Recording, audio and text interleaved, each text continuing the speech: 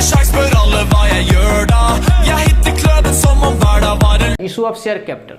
तो issue of share capital का आप लोगों ने अभी तक 2 लेक्चर अटेंड कर लिया होगा और उसमें हम लोग बेसिक्स आइडिया लिए हैं, कुछ अभी डिटेल अभी हम इशू पे तो गए ही नहीं है। अभी तो हम लोग केवल हम अभी बात कर रहे हैं कंपनी के केस का कि कंपनी क्या होती है। ठीक है, कंपनी का हम लोग लास्ट टाइम में फीचर्स भी देखे थे, कंपनी का incorporation, separate legal entity concept, ownership, management, transfer of shares, ये सब हम लोग चर्चा किए थे। ठीक है, और बात किए थे वो जो शेयर्स किसको बोलते हैं, शेयर कैपिटल का स्मॉलेस्ट यूनिट्स को हम लोग शेयर्स का नाम दिए थे। ठीक है, यहाँ तक हम लोग बेसिक आइडिया का केवल नाम देखे थे। ठीक है, आज जो हम लोग बात करने वाले हैं वो है कंपनी, काइंड्स ऑफ कंपनी, यानी कंपनी का भी अलग अलग टाइप होता है। यानी हम जो इशू ऑफ शेयर कैपिटल सीखने वाले हैं वो बेसिकली रहने वाला है पब्लिक कंपनी का। ठीक है, ठीक है, लेकिन कितने प्रकार का होता है कंपनी, तो 3 टाइप से, यानी 1 पर्सन कंपनी, प्राइवेट कंपनी और पब्लिक कंपनी होती है। ठीक है, क्योंकि यहाँ पे केवल 1 पर्सन कंपनी लिखा है तो हम लोग उस पर डिस्कस करना चाहते हैं। देखिए, तीनों कंपनीज एक्ट के ही अंदर आती हैं, यानी अगर ये PL बैलेंस शीट जो बना रही है इसको कंपनीज एक्ट को ही फॉलो करना पड़ेगा, क्योंकि ये कंपनी का ही काइंड से अलग अलग।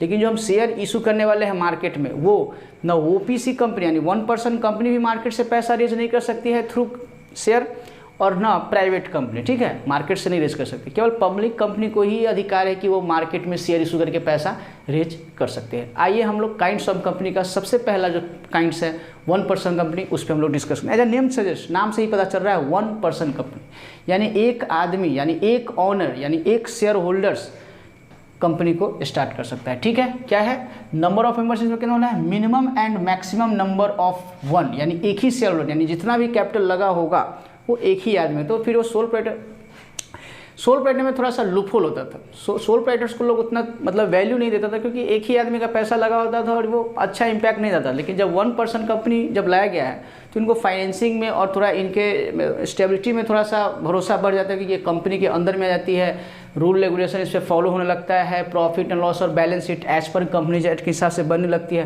तो ये न्यूली था, मतलब ज़्यादा पुराना ये नहीं आया है, फिर भी 5-6 साल हो गया होगा।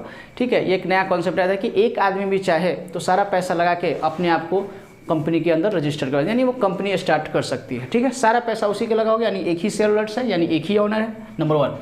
Number 2, transfer of share not applicable, क्योंकि एक ही मेंबर है तो आप शेयर्स किसी और को अलॉट नहीं कर सकते, यानी दूसरे को आप शेयर ट्रांसफर नहीं कर सकते हैं। ठीक है, समझ में आ गया। तीसरा चीज़, उसके बाद क्या लिखा है, प्रोस्पेक्टस। प्रोस्पेक्टस के बारे में लोग धीरे धीरे पढ़ेंगे। जैसे आप स्कूल, कॉलेज, यूनिवर्सिटी में एडमिशन के लिए जाइएगा तो आप देखिए कि स्कूल्स अपने बारे में एक कागज़ के जरिए बताना चाहता है कि उसका फैसिलिटी क्या प्रोवाइड कर रहा है, फी स्ट्रक्चर क्या है, कैंपसिंग उसमें कैसे होता है। तो प्रोस्पेक्टस के जरिए कंपनी को, OPC और प्राइवेट कंपनी को नहीं, पब्लिक कंपनी को पहले मार्केट से पैसा रेज करने से पहले एक प्रोस्पेक्टस इशू करना होगा। ये धीरे आगे में देखेंगे डिटेल में।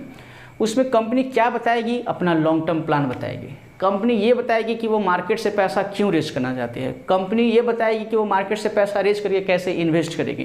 कंपनी और भी अपना जो भी प्लान है, फ्यूचर प्लान है, वो सारा उस प्रोस्पेक्टस में उसको लिखना पड़ेगा, ताकि पब्लिक को ये पता चले कि वो जिस कंपनी में निवेश करने वाली है आखिर वो उस पैसे से करने क्या वाली है। यानी प्रोस्पेक्टस देख के बहुत लोग ये डिसाइड करें कि हम कंपनी में निवेश करें या ना करें। लेकिन इस केस में 1 पर्सन कंपनी में जब आप मार्केट से पैसा रेज कर ही नहीं सकते हैं तो आपको प्रोस्पेक्टस इशू करने के लिए कोई भी रिक्वायरमेंट नहीं है। ठीक है, यहाँ तक समझ में आ रहा होगा। उसके बाद क्या है, subscription of share. Shares can not be offer to public, क्योंकि एक ही मेंबर होता है तो आप पब्लिक, यानी जो आउटसाइड बोले हम, जो हम लोग बोलते हैं जनरल पब्लिक, उसको आप शेयर्स सब्सक्राइब के लिए इशू नहीं कर सकते। ठीक है, आर्टिकल ऑफ एसोसिएशन में क्या होता है, मतलब जैसे होता है ना पार्टनरशिप डीड, हम पार्टनरशिप एक्ट में पढ़े थे, वैसे ही कंपनी का भी जो लेखा जोखा होता है, कंपनी को बताना पड़ता है कौन डायरेक्टर है, कौन मेंबर है, कितना कैपिटल है, ये सारा चीज़ क्या प्रिंसिपल, वो सब हम कंपनी का जो किताब होता है उसको हम आर्टिकल ऑफ एसोसिएशन बोलते हैं। ठीक है, तो special article of association are necessary. इस केस में 1 पर्सन को अपने रजिस्ट्रार, यानी जो कंपनी जहाँ हम कंपनी का रजिस्ट्रेशन करवाते हैं, जिसको हम ROC बोले थे, रजिस्ट्रार ऑफ कंपनी, वहाँ पे जो कंपनीज एक्ट 13 के पास, मतलब उसके अंतर्गत हमको दर्जा मिलता है किसका, आर्टिफिशियल पर्सन का, तो वहाँ पे हमको सबमिट कराना होता है ये सारा चीज़। ठीक है, उसके बाद नंबर ऑफ डायरेक्टर क्या लिखा हुआ है, कम से कम 1 डायरेक्टर होना चाहिए और ज़्यादा से ज़्यादा 15, उससे ज़्यादा आप डायरेक्टर नहीं रखें। ध्यान दीजिएगा, मेंबर एक ही रहने वाला है, यानी पैसा तो एक ही आदमी का लगने वाला है।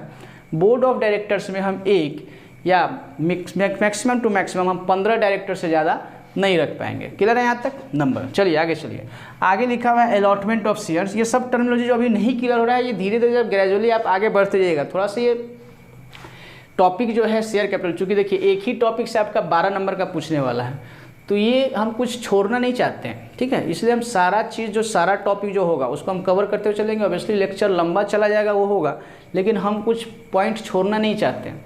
तो अभी हो सकता है कि आपको उतना ज़्यादा इंटरेस्ट ना बने, लेकिन धीरे धीरे जब आप क्लास अटेंड करने लगेगा तो इससे इंटरेस्टिंग आपको पार्टनरशिप, मतलब पार्टनरशिप से ज़्यादा इंटरेस्टिंग आपको ये शेयर कैपिटल लगेगा, यकीन मानिए, ठीक है। नेम क्या है इसका, नेम जैसे हो गया नाम, जैसे होता है ना रिलायंस इंडस्ट्रीज लिमिटेड, ठीक है, एक्स प्राइवेट लिमिटेड, वैसे ही अगर 1 पर्सन कंपनी है, यानी एक ही आदमी का पैसा लगा हुआ है, एक ही ऑनर है, एक ही शेयर होल्डर्स है, तो उसको अपने कंपनी के नाम के आगे ओपीसी लिखना होगा ताकि लोगों को पता चले कि ये ओपीसी कंपनी है।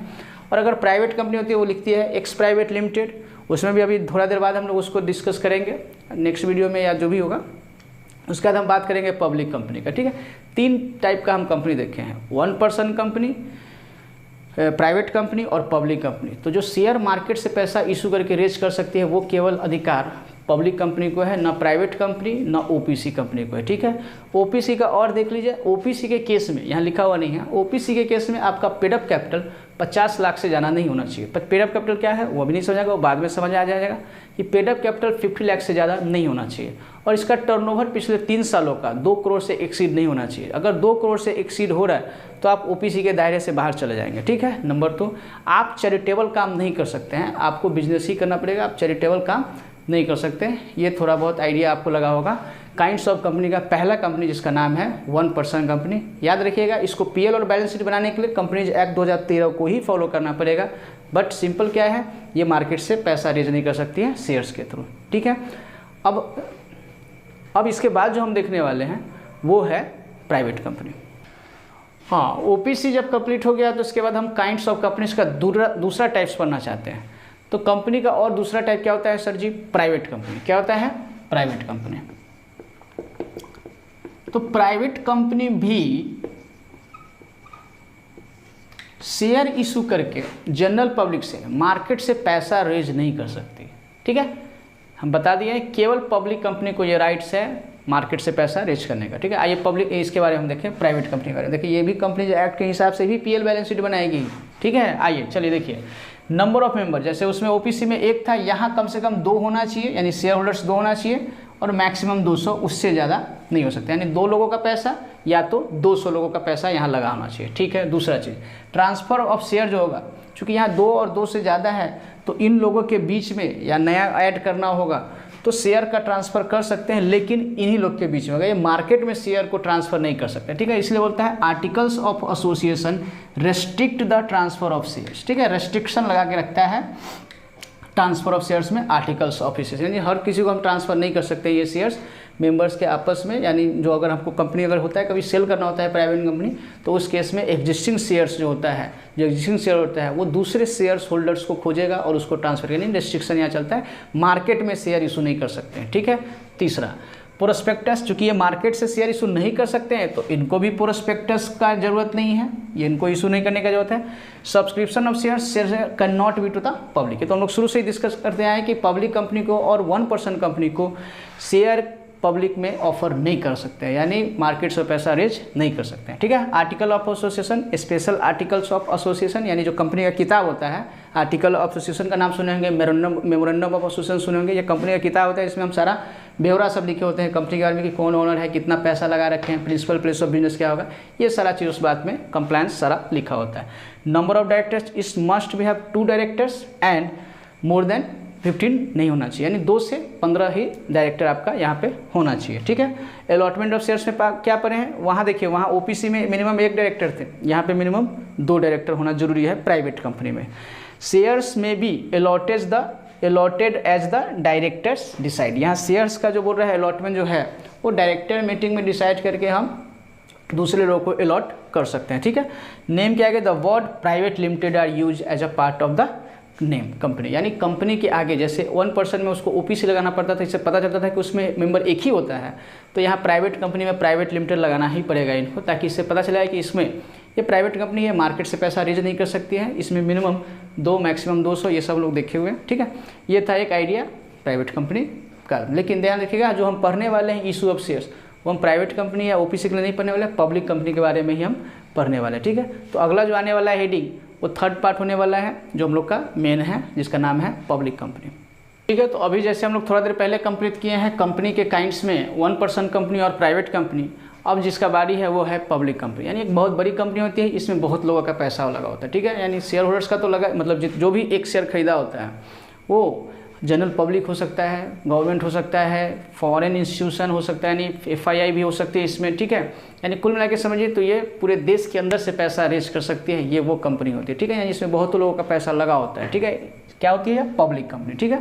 नंबर 1 सर पब्लिक कंपनी जो होती है यही हम मेन सीखने वाले हैं, पब्लिक कंपनी के बारे में ही सीखने वाले हैं, ठीक है। चलिए देखिए अभी तो ये आइडिया लग रहा है थोड़ा सा कि पब्लिक कंपनी में मेंबर कितना होना चाहिए, तो मिनिमम 7 मेंबर होना चाहिए और मैक्सिमम का कोई लिमिट नहीं। हम थोड़ा देर पहले बताएं चाहे तो करोड़ों शेयर होल्डर्स हो सकता है एक कंपनी के, लाखों हो सकता है, ठीक है। इसलिए नो लिमिट, मेंबर का कोई लिमिट नहीं है, नंबर 1।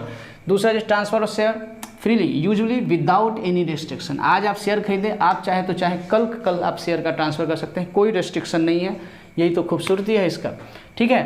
प्रोस्पेक्टस थोड़ा देर पहले हम डिस्कस किए हैं कि अगर आप पब्लिक कंपनी हैं और आप शेयर्स के थ्रू मार्केट से पैसा रेज करना चाहते हैं तो उससे पहले हमको एक प्रोस्पेक्टस इशू करना होगा बाज़ार में, ताकि हम लोगों को ये बता पाएँ कि हम पैसा रेज करना चाहते हैं। आप सुनते होंगे कि IPO आने वाला है, IPO आने वाला है, इनिशियल पब्लिक ऑफर आने वाला है, ये वही कॉन्सेप्ट है। ये प्रोस्पेक्टस आना चालू रहता है स्टार्टिंग में ही, तो लोग जो निवेशक होते हैं वो रीड करना चालू करते हैं कि कंपनी इस पैसे का क्या करने वाली है, वो कैसे कहाँ एलोकेट करेगी, एसेट्स में कितना लगाएगी, वर्किंग कैपिटल में कितना लगाएगी।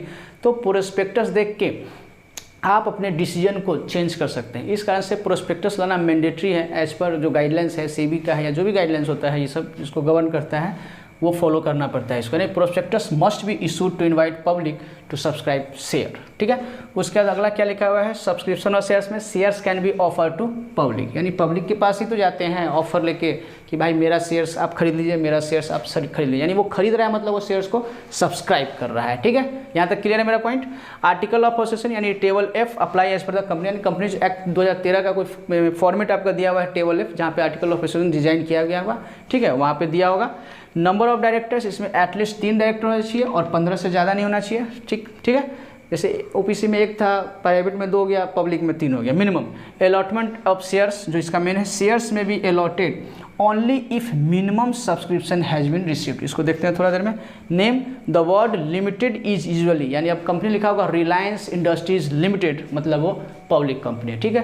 कौन सा पॉइंट रह गया है मेरा पॉइंट रह गया है ये कि अलॉटमेंट ऑफ शेयर, यानी आप शेयर्स के लिए पैसा भेजे हैं तो क्या हम आपको शेयर अलॉट कर सकते हैं। तो अलॉटमेंट के लिए रूल क्या बोलता है आगे में डिटेल में आएगा, बट यहाँ क्या लिखा है, shares may be allotted only if minimum subscription has been received, यानी अगर हम 1000 शेयर इशू किए हैं तो एज पर क्राइटेरिया 90% मेरा शेयर्स सब्सक्राइब हो जाना चाहिए। अगर 90% शेयर से कम हुआ है तो जितना भी लोगों से हम पैसा लिए हैं वो पैसा हमको वापस करके फ्रेश IPO निकालना होगा। फ्रेश मतलब ऑफर फॉर सेल लाना होगा, ठीक है। क्या समझे कि हम शेयर्स तभी अलॉट कर सकते हैं अगर सब्सक्रिप्शन मेरे पास 90% से ऊपर है, यानी 100 शेयर हम इशू किए हैं, 100 शेयर काउंटर पर रखे हैं बेचने के लिए, तो कम से कम मेरे पास कस्टमर या जो शेयर होल्डर्स होते हैं वो 90 कम से कम आ जाना चाहिए। अगर 90 से कम आता है तो फिर हम शेयर्स इशू नहीं कर सकते हैं। ये इसका सबसे मेन इंपॉर्टेंट पॉइंट है जो आगे आप देखने के लिए आपको मिलेगा, ठीक है। इस तरह से आपका काइंड्स ऑफ कंपनी जो था वो आज कंप्लीट हो गया है। अभी पूरा थ्योरेटिकल ही चलेगा, थोड़ा कुछ दिन तक अभी थ्योरेटिकल ही हम लोग बात करते चलेंगे, उसके बाद हम लोग जनरलिटी की तरफ आएंगे तो चीज़ आसान और स्मूथ होते चला जाएगा, ठीक है। तो मिलते हैं हम लोग अगले वीडियो में एक नए कॉन्सेप्ट के साथ में, तब तक के लिए थैंक यू।